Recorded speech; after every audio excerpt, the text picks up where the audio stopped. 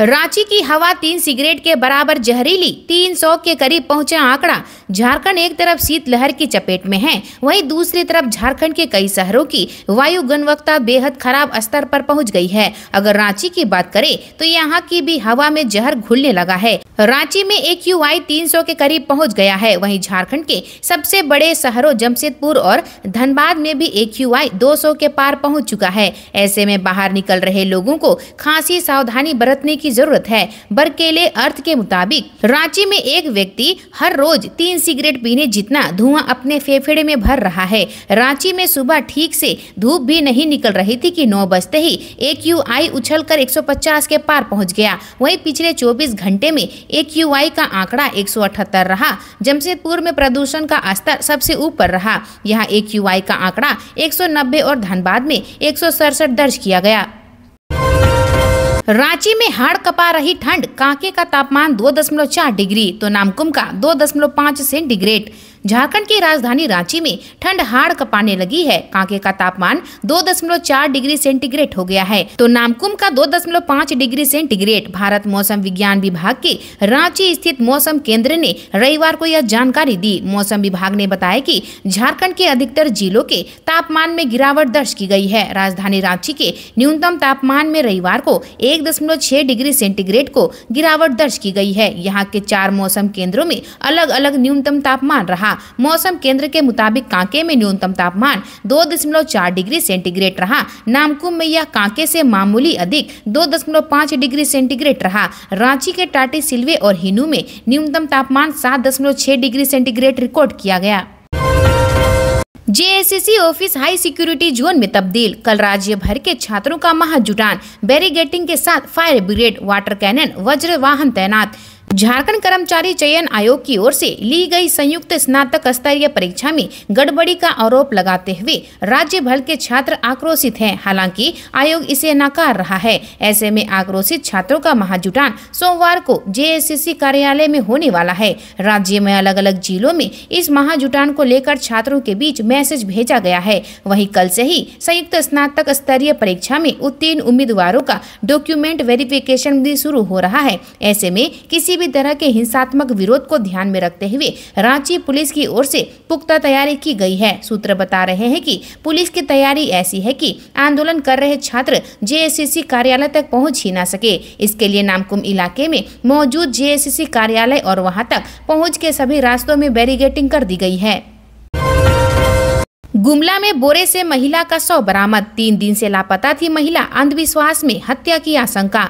गुमला सदर थाना क्षेत्र से 20 किलोमीटर दूर मुरकुंडा कुम्हाटोली गांव के सीताराम महतो की पत्नी चंद्रावती देवी 45 वर्ष का अपराधियों ने अपहरण कर हत्या कर दी है। आज महिला का शव बोरा में बंद मिला है। शव मिलने के बाद सनसनी फैल गई। परिजनों ने बताया 12 दिसंबर को महिला जंगल में लकड़ी चुनने गई थी, तब से लापता थी, जबकि जंगल में महिला के टूटी चूड़ी मिली है। वहीं पर जलावान की लकड़ी का बंडल भी जंगल से सटे खेत में पड़ा है। घटना की सूचना के बाद से गुमला पुलिस ने जंगल व आसपास के इलाकों में छापेमारी अभियान चलाया गया है। अफीम की अवैध खेती पर चला ट्रैक्टर। पलामू में वन विभाग के साथ जंगल में पुलिस ढूंढ रही पोस्ता, 15 एकड़ में लगी खेती किया नष्ट। बिहार से सटे पलामू के बॉर्डर इलाके में इस साल भी अफीम की खेती हो रही है। पोस्ता के पौधों को अफीम के लिए तैयार होने से पहले ही इसे नष्ट करने की रणनीति पर पलामू पुलिस काम कर रही है। दिसंबर के महीने से पोस्ता की खेती जंगली इलाके में शुरू हो जाती है। इसे देखते हुए पुलिस ने इसे नष्ट करने का अभियान मनातू थाना क्षेत्र में शुरू कर दिया है। वन विभाग की टीम के साथ पुलिस जवान पोस्ता की फसल खोजने के लिए जंगल की खाक छान रहे हैं। मनातू के सिकड़ा और सिकनी गाँव के वन क्षेत्र में वन विभाग के साथ मिलकर पुलिस की टीम ने पोस्ता को लेकर बड़ी कार्रवाई करते हुए करीब 15 एकड़ में अफीम के लिए लगाए गए अवैध पोस्ता की खेती को नष्ट कर दिया गया। सिकड़ा के वन क्षेत्र में करीब 10 एकड़ और सिकनी के वन क्षेत्र में लगभग 5 एकड़ में अवैध रूप से अफीम की खेती की जा रही थी। अब वर्ष में 2 बार होगा स्कूलों का सर्टिफिकेशन और शिक्षकों का मूल्यांकन। आ गया ऊपर से नया फरमान। समग्र शिक्षा अभियान के तहत सरकारी स्कूलों का सर्टिफिकेशन और शिक्षकों का आवश्यकता आधारित प्रशिक्षण के लिए मूल्यांकन अब वर्ष में 2 बार होगा। साथ ही पहली बार इसकी जिम्मेदारी निजी एजेंसी को दी जाएगी। इसके लिए झारखंड शिक्षा परियोजना परिषद ने टेंडर प्रक्रिया शुरू कर दी है। निजी एजेंसी को दोनों कार्यक्रमों की जिम्मेदारी 5 वर्ष के लिए दी जाएगी। दोनों कार्यक्रम प्राथमिक, उच्च प्राथमिक, माध्यमिक एवं उच्चतर माध्यमिक स्कूलों तथा उनके शिक्षकों के लिए संचालित किए जाएंगे। दोनों कार्यक्रमों का उद्देश्य सरकारी स्कूलों की भौतिक स्थिति तथा बच्चों को दी जा रही शिक्षा की गुणवत्ता का आकलन करना तथा शिक्षकों का मूल्यांकन कर इसकी पहचान करना है कि उन्हें किस प्रकार के प्रशिक्षण की आवश्यकता है। अब तक लागू नहीं हुआ कैबिनेट का फैसला, सीएम व मंत्री से मिलेंगे पंचायत सचिवालय के सहायक। पंचायत सचिवालय के सहायकों की मांगों पर कैबिनेट का फैसला आज तक लागू नहीं हुआ है। 12 मार्च को कैबिनेट में पंचायत सहायक को प्रत्येक माह 2500 रुपये प्रोत्साहन राशि देने का फैसला हुआ था। उसका संकल्प भी जारी हो गया था। तब से पंचायत सहायक राशि मिलने का इंतजार कर रहे हैं। इसे लेकर अब राज्य स्तरीय पंचायत सहायक संघ के सदस्य मुख्यमंत्री और विभागीय मंत्री से मिलेंगे। उनके समक्ष अपनी समस्या रखेंगे, मांगे पूरी करने का आग्रह करेंगे। इसे लेकर संघ की एक बैठक 10 जनवरी को मोराबादी मैदान स्थित नीलांबर पीतांबर पार्क में होगी। बैठक में प्रदेश कमेटी भंग कर नई कमेटी का पुनर्गठन किया जाएगा। प्रदेश कमेटी का विस्तार भी किया जाएगा। प्रदेश अध्यक्ष चंद्रदीप कुमार ने बताया कि नई टीम के साथ मुख्यमंत्री व ग्रामीण विकास मंत्री से मुलाकात की जाएगी। झारखंड के ये 3 जिले ठगी के सबसे बड़े केंद्र। केंद्रीय एजेंसी ने पुलिस को भेजी 300 दागी नंबरों की लिस्ट।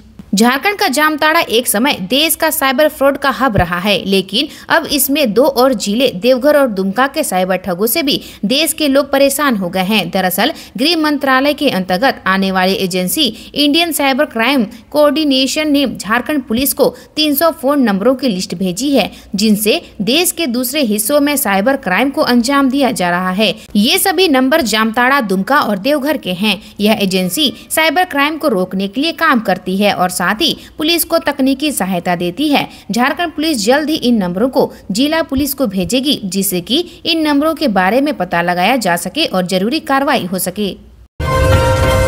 पूर्व मंत्री कृष्णानंद झा का देवघर में निधन, पिता रह चुके हैं बिहार के मुख्यमंत्री। सीएम हेमंत ने जताया शोक। संयुक्त बिहार में मंत्री रहे देवघर के कृष्णानंद झा का रविवार सुबह 9:15 बजे देहांत हो गया। वह लंबे समय से बीमार चल रहे थे। वह 77 साल के थे। पूर्व मंत्री के निधन पर मुख्यमंत्री हेमंत सोरेन ने शोक जताया है। उनके पिता विनोद आनंद झा बिहार के मुख्यमंत्री रह चुके हैं। कृष्णानंद झा पूर्व मुख्यमंत्री पंडित विनोद आनंद झा के पुत्र थे। वह संयुक्त बिहार में मंत्री रह चुके हैं। उनको करीब से जानने वाले लोग बताते हैं कि वह ऐसी शख्सियत थे जिन्होंने कभी भी अनुशासन से समझौता नहीं किया। टोमेटो सॉस खाने वाले हो जाए सावधान, बाजार में भरा मिलावट का सामान सेहत का करेगा नुकसान।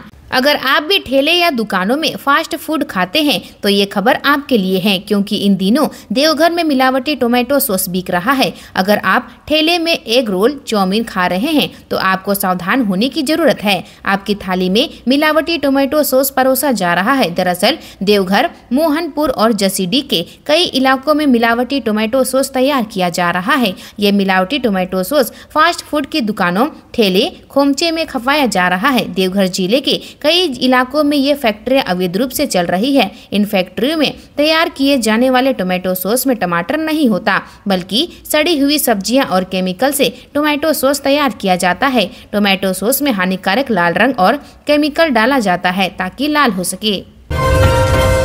22,000 फेसाडिल सिरप की बोतलें जब्त, 2 व्यक्ति गिरफ्तार। मुर्शिदाबाद जिले की एसटीएफ यूनिट व बहरामपुर पुलिस ने संयुक्त रूप से 22,000 फेसाडिल सिरप की बोतल बरामद किया है। बरहरवा से 2 व्यक्ति को गिरफ्तार किया है। जानकारी के अनुसार टीम को गुप्त सूचना मिली थी कि फतेहपुर एनएच होते हुए नशे के रूप प्रयोग की जाने वाली प्रतिबंधित फेसाडिल कप सिरप की तस्करी होने वाली है। सूचना मिलते ही टीम एक्टिव हो गई। एनएच 12 पर विशेष जाँच अभियान चलाकर एक बड़े वाहन को पकड़ा। वाहन की तलाशी लेने के क्रम में उसके अंदर प्रतिबंधित फेंसाडिल कप सिरप की बोतलें बरामद की गई। साथ ही झारखंड के बरहरवा थाना क्षेत्र अंतर्गत नया बाजार निवासी मोहम्मद जुल्लू रहमान व रांगा थाना क्षेत्र अंतर्गत पतना चौक शांति नगर निवासी बबलू प्रसाद गुप्ता को हिरासत में लिया है। बहरामपुर थाने में आईसी उदय शंकर घोष ने रविवार को प्रेस कॉन्फ्रेंस कर बताया था कि थाने लगातार मादक पदार्थ के विरुद्ध अभियान चला रही है।